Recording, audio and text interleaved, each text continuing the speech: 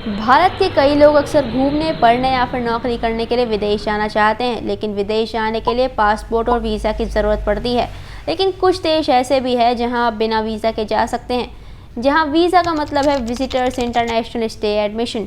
तो आइए इस वीडियो में जानते हैं पासपोर्ट और वीज़ा में क्या अंतर है और किस देश का पासपोर्ट सबसे ज़्यादा पावरफुल माना जाता है, और साथ साथ जानेंगे कि किन देशों का वीज़ा मिलना बहुत मुश्किल है, और अगर आप किसी विदेश गए और आपका पासपोर्ट खो गया तो फिर क्या होगा।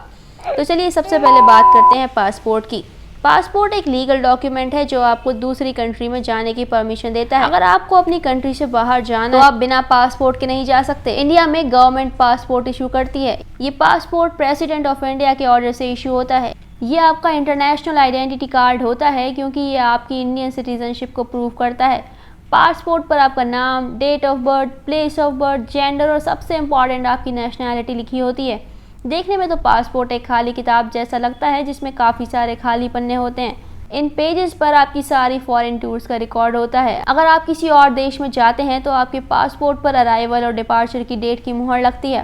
पासपोर्ट कई तरह के होते हैं जैसे tourist passport, official passport, diplomatic passport और इमरजेंसी पासपोर्ट। और साथ साथ आपको बता दें कि जापान का पासपोर्ट सबसे पावरफुल। अगर किसी यात्री के पास जापान का पासपोर्ट है तो वो बिना किसी परेशानी के 193 से ज़्यादा देशों में यात्रा कर सकता है। और अगर आप किसी विदेश में हैं और आपका वहां पर पासपोर्ट खो जाता है तो ऐसी कंडीशन में आपको वहां पर स्थित अपने देश की एम्बेसी में जाना होगा।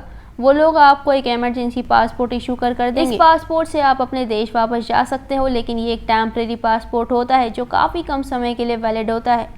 नॉर्मली एक पासपोर्ट की वैलिडिटी 10 साल की होती है, उसके बाद उसे रिन्यू करवाना होता है। तो अब आपको पासपोर्ट यानी कि अपने देश के बाहर जाने की परमिशन मिल गई है, तो इसका मतलब ये नहीं कि आप किसी भी देश में जा सकते हैं। इसके लिए आपको उस देश में जाने की ऑफिशियल परमिशन लेनी होगी, और इस ऑफिशियल परमिशन को वीज़ा कहते हैं। आप जिस देश में जाना चाहते हैं वहाँ की गवर्नमेंट आपको ये परमिशन देती है।